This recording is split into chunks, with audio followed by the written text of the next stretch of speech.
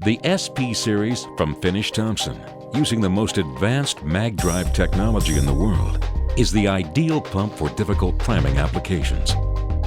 A self-priming pump creates a vacuum during the priming cycle, which allows atmospheric pressure to push liquid up the suction piping until priming is achieved. Once priming is complete, the pump functions like a standard centrifugal pump.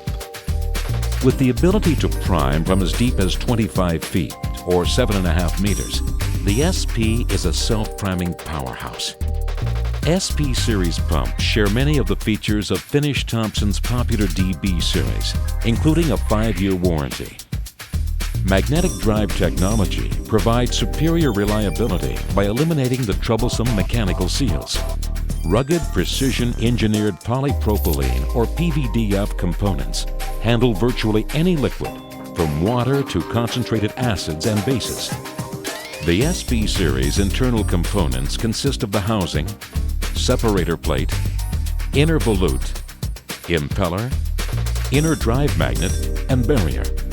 The housing features a molded-in gooseneck suction passage that retains enough liquid when the pump is at rest to allow efficient repriming without an internal check valve.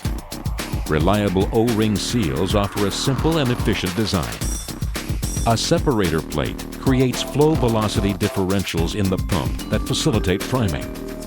The inner volute, which is connected to the priming chamber gooseneck and the separator plate, contains the impeller. The barrier provides a leak-proof sealless design. Powerful rare earth magnets attached to the motor shaft drive the plastic-encapsulated inner magnets through the barrier's thick plastic wall. A snap-fit design between the barrier and inner volute avoids internal fasteners. Many of these SP components are interchangeable with the DB series components, so that modifying a DB pump installation to a self-priming pump is quick and easy. How does the self-priming technology work? During pump installation, a fill port is opened and the priming housing is filled with the liquid to be pumped. When the pump begins operation, the rotating impeller pulls liquid from the reservoir of liquid in the priming chamber through the lower intake ports in the separator plate and inner volute. During priming, mixture of liquid from the priming chamber and air from the suction piping is pulled into the inner volute and forms a liquid ring surrounding a cone of air. This liquid ring process produces a vacuum or pressure zone. The air and liquid are discharged out of the top port of the inner volute and flows through the top hole in the separator plate back into the low velocity area in the front of the priming chamber. Air forms large bubbles that vent out through the discharge piping. The liquid falls back into the priming chamber reservoir to be circulated back into the impeller. This circulation process continues until all the air on the suction side has been removed and has been replaced with liquid. Liquid will then flow through the gooseneck of the priming chamber and flow directly into the eye of the impeller. SP series pumps can be used in numerous applications and industries.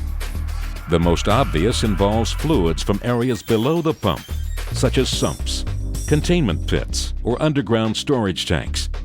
SP series pumps can also be used to pump out of the top of bulk storage tanks. This eliminates the need to have fittings through the sidewall or bottom of the tank for the pump suction, reducing the chance of spills from a broken tank fitting.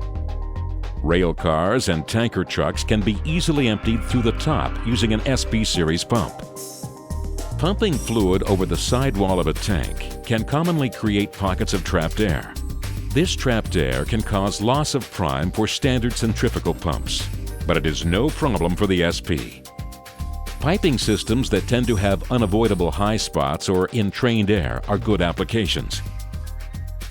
The SP series from Thompson. An evolution in design, a revolution in performance.